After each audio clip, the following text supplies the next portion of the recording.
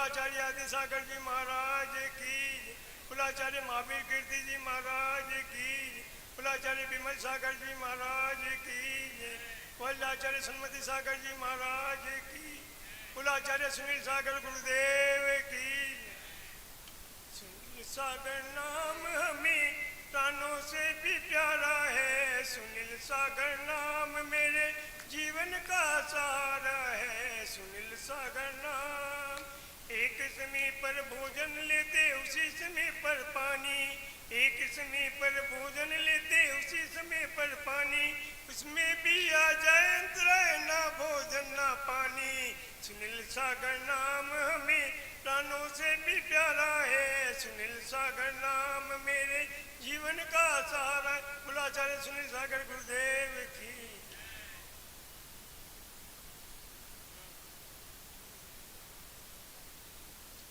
हम 84 लाख योनि घूमने के बाद हमको मनुष्य जन्म मिला, और मनुष्य जन्म ऐसे ही नहीं मिल जाता। हमने कोई पुण्य कर्म किए होंगे पिछले जन्म में, तो हमें मनुष्य जन्म मिला, और मनुष्य जन्म मिलने के बाद में भी कुछ जैन धर्म मिला। ये कोई गुरुओं की भक्ति पूजा पाठ किया, धर्म ध्यान किया, जिसका फल है कि हमें जैन कुल मिला। आप देखिए हम महावीर भगवान के अनुयायी हैं, और आप देखेंगे कि जैनी कभी भीख मांगता हुआ नजर नहीं मिलेगा आपको कहीं। जैनी कहीं भी आपको अगर पंचकल्याणक कराए या चतुर्मास कराए तो किसी दूसरे धर्म वाले से चंदा मांगता हुआ नजर नहीं आएगा। कभी भी छोटा सा छोटा काम कर लेगा, परंतु कभी भी उसके मान सम्मान रहेगा। चाय की दुकान भी होगी तो उसके पास आके बोलेगा जैन साहब जी चाय दीजिए, ये नहीं कहेगा ओए चाय दे दे। तो कितना मान सम्मान है, ये क्यों मिला है हमें? ये महावीर भगवान के हम अनुयायी हैं, उनके चरणों पे उनके वात्सल्य पे चल रहे हैं, उसी की देन है कि हम सब मान संपत्ति से हैं। आप देखेगा जैनी जितने विश्व के अंदर काम करते हैं कोई नहीं करता, जितने औषधालय खुलाते हैं सब जैन ही खुलाते हैं, जितने भी धर्मार्थ गौशाला खुलाते हैं वो सब जैनी ही खुलाते हैं, जितने भी जीवों पे रक्षा करते हैं वो जैनी करते हैं। किसी दूसरे को नहीं देखा होगा आपने, जितना धर्म के दया करके जैनी चलते हैं। और एक बात और है कि जैनी सब में ऊंचे हैं, सब जगह मान सम्मान है, कहीं भी गिर के नहीं झुक के नहीं करता। और सब दान सबको पता है कि जैनी ही है जो इतना दान देते हैं और इतना टैक्स देते हैं, और सबसे ऊंचे हैं तो सब जैनी हैं, कोई गिरा हुआ झुका नहीं है। ये क्या है?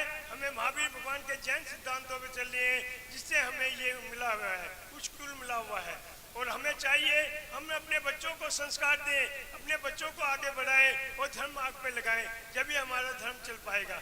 हम अपने बच्चों को उंगली पकड़कर अगर मंदिर में ले जाएंगे तो बुढ़ापे में वही बच्चे हमको उंगली पकड़ के मंदिर में ले जाएंगे। अगर हम बच्चों को ले जाकर अभिषेक कराएंगे तो वो मदिरा नहीं पिएंगे। अगर हम उन बच्चों को मंदिर में ले जाके पूजा कराएंगे तो वो कभी मांस का ग्रहण नहीं करेंगे। ये हमें बच्चों को शिक्षाएं देनी है, जिससे जैन धर्म चलता रहे और हमें अच्छे बच्चों को संस्कार देते रहे। हम संस्कार देंगे बच्चों को, कभी नहीं बदलेंगे। अरे हमें देखिए हमारे आचार्य आदि सागर जी महाराज जो एक हफ्ते में एक बार हार लेते थे और एक हार भी लेते थे एक दिन में, तो एक ही वस्तु का हार लेते थे। अगर उन्होंने मूंगफली ली है तो मूंगफली लेंगे, उसके अलावा कोई अन्न नहीं लेंगे। उसके बाद में 7 दिन बाद में गुफा में चले जाएंगे, 7 दिन तक वही तपस्या करेंगे और साधना करते रहेंगे। उसके बाद में आचार्य महावीर कीर्ति जी महाराज जो तीर्थों पे ही चतुर्मास करते थे और 18 भाषाओं का ज्ञान था, वो पशु पक्षियों की भाषा भी समझ लेते थे। और हम आप तो 2 भाषा के बाद में तीसरी भाषा नहीं समझ पाते। उसके बाद में आचार्य विमल सागर जी महाराज थे जो ध्यान में लगे रहते थे और सबका कल्याण करते रहते थे, और जिन्होंने संवेद शिखर जी का उद्धार किया और अपनी अंतिम समाधि भी वहीं पर करी। उसके बाद में आचार्य सन्मति सागर महाराज हुए जो 30 साल तक उन्होंने अन्न ग्रहण नहीं किया, और दीक्षा लेने के बाद में नमक घी तेल दूध का त्याग रहा, और आखिर के 10 साल में मट्ठा पानी ही लिया। मट्ठा पानी भी लेते थे, एक दिन छोड़कर एक दिन हार लेते थे, और अष्टांगिका के उपवास करते थे, एक महीने का उपवास करते थे। उसके बाद में भी अगर व्रत खोलते थे तो मट्ठा पानी से ही व्रत खोलते थे और मट्ठा ही पानी लेते थे। 10 साल तक उन्होंने आखिरी 10 साल में मट्ठा पानी लिया। और उन्हीं के शिष्य आचार्य सुनील सागर जी हैं, जो अपनी साधना में मगन रहते हैं। उनको किसी से लेना देना नहीं है, कोई आडंबर नहीं है, अपनी साधना में मगन है। उनके पास में प्रधानमंत्री आ जाए, मुख्यमंत्री आ जाए, सेठ आ जाए, करोड़पति आ जाए, आचार्य श्री को कोई नहीं लेना, अपनी साधना में मगन रहते हैं। परंतु ये जरूर है, कोई उनके द्वारे में दुखिया आ जाए, गरीब आ जाए, पहले उसका निवारण करने की कोशिश करते हैं कि उसका दुख दर्द दूर हो जाए, वो परेशानी से मुक्त हो जाए। ये नहीं कि सेठ आया है तो कमरे में आ जाए, कुंडी बंद कर ले, बात कर रहे हैं, और गरीब आ रहा है तो उसको कहने टाइम नहीं है। तो आचार्य श्री का सिद्धांत है कि जीवों पे दया होनी चाहिए, गरीबों के दुखियों पे दया होनी चाहिए, यही धर्म सिखाता है। उसी साधना में मगन है, और आचार्य श्री के द्वारे पे जो भी आता है वो सुखी होकर जाता है, कोई भी परेशानी नहीं रहता। आचार्य श्री गुजरात से गिरनार की यात्रा के निकले थे तो रास्ते में एक मठ मिला लाल कपड़ेधारी का, और उस मठ ने कहा कि आचार्य जी यहाँ पे रुकिए। तो वहाँ पे रुकने का रास्ता नहीं था, तो वहाँ पे उसके मठ में रुके। उन्हें ऊंचा सिंहासन लगा रखा था, गद्दे लगा रखे थे। उस संघ को ले गया, अंदर जाके बोलता आचार्य जी इस सिंहासन पे बैठिए। कहने लगे नहीं, मैं गद्दों पे नहीं बैठता, मैं तो पाटे पे ही बैठता हूँ। वो हैरान हुआ, कहने लगे आचार्य हैं, बड़े हैं, इतना बड़ा संघ है तो इस पे बैठिए। कहने लगे नहीं, हमारे यहाँ पाटे पे बैठते हैं, गद्दे का त्याग है। तो उसमें बैठे। उसके बाद में उसने प्रवचन सुने, प्रवचन के बाद में वहीं पर हार हुआ। उसने जब हार की क्रिया देखी, साधुओं की क्लास देखी, किस तरह से आचार्य जी शिष्यों को पढ़ाते हैं, वो किस तरह से एक शिष्य उनकी बात का सुमन करते हैं, तो वो देख के हैरान हो गया। जब हार के बाद में आचार्य जी समाई करके चले तो उसने आचार्य जी के चरणों में पड़ गया, नमस्तक हो गया। जबकि वो भी अपने आचार्य लिखता था और पूछते थे लोग बात। तो उसने पूछा आचार्य श्री आप अपना एड्रेस दीजिए और फोन नंबर दीजिए। आचार्य श्री हंसे और मुस्कुराए, कहने लगे भैया हम दिगंबर साधु हैं, ना तो कोई हमारी ड्रेस है ना कोई हमारी एड्रेस है, ना तो कोई हमारी ड्रेस है और ना कोई हमारा एड्रेस है, ना हमारे पास कोई मोबाइल है ना कोई मोबाइल नंबर है। वो देख के हैरान रहा, अरे इतना बड़ा संघ, 50-55 पीछे आपके साथ चल रही है और इतने गाड़ी वाले हैं, इतने चौके लगने हैं, तो ये कहाँ से हो रहा है? ये सब आपकी व्यवस्था है, आपकी तो बड़ी फैक्ट्री होगी। मैंने समझा था आपका तो विदेशों में काम होगा और आपका तो बहुत बड़ा बिजनेस होगा, तभी इतने बड़े संघ को लेकर चले, इतनी व्यवस्था कर रहे हैं। आचार्य श्री कह रहे ना तो ये मेरी व्यवस्था है, ना ये मेरे आदमी है, ना किराए के आदमी है, ना मेरी कोई फैक्ट्री है, ना विदेश में खाता है, ना मेरा कोई काम धंधा है। वो सुन के हैरान रहा, फिर कैसे चल रहा है? कहने लगे ये सब भक्त हैं, ये आते हैं और सेवा करते हैं और लाभ कमाते हैं। जो सेवा करते हैं वही लाभ कमाते हैं। अरे जितना लगाएगा, अगर उसमें 1000 लगाएगा तो लाख पाएगा, तभी वो सेवा करता है। ये नहीं मेरा कोई खरीदा हुआ नहीं है, कोई दुकानदारी नहीं कर रहा मैं, ना तो मेरे पास कोई एड्रेस है ना कोई वो है। हमारा सिद्धांत है, हमारे को एसी नहीं चाहिए, गद्दे नहीं चाहिए, नंगे पार चलते हैं, केल रोज करते हैं, दिन में एक बार खड़े होकर हाथ से भोजन लेते हैं, वो तुमने देखा ही है।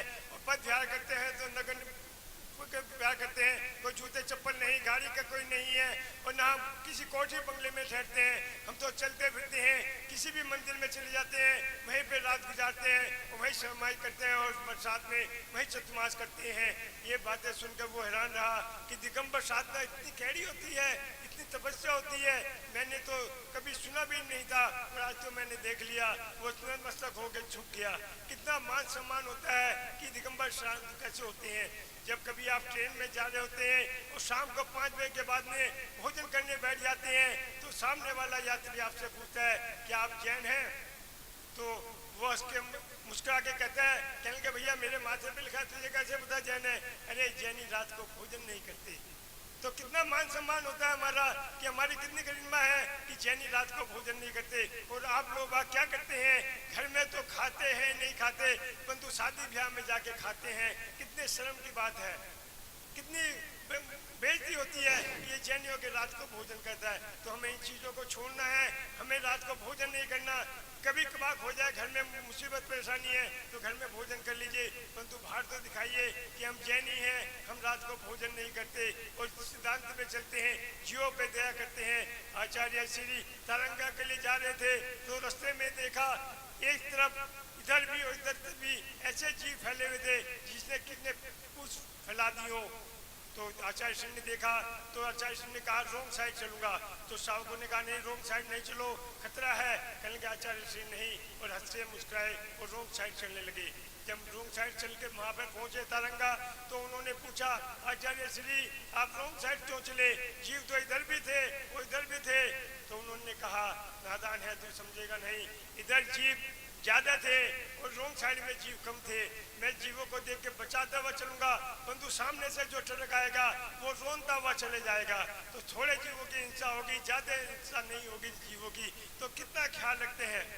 तो सब देख के हैरान रहे कि आचार्य जी के दिल में कितनी दया भावना है। पशुओं के लिए भी वो दया भावना रखते हैं कि किसी भी प्राणी को जीव को तकलीफ ना हो जाए। अरे कहने से नहीं होता, ये देखने से साधना से होती है। आज के टाइम में विश्व में अगर कहीं देखेंगे तो इतने बड़े संघ को लेकर चल रहे हैं, आचार्य सुनील सागर चले हैं सब।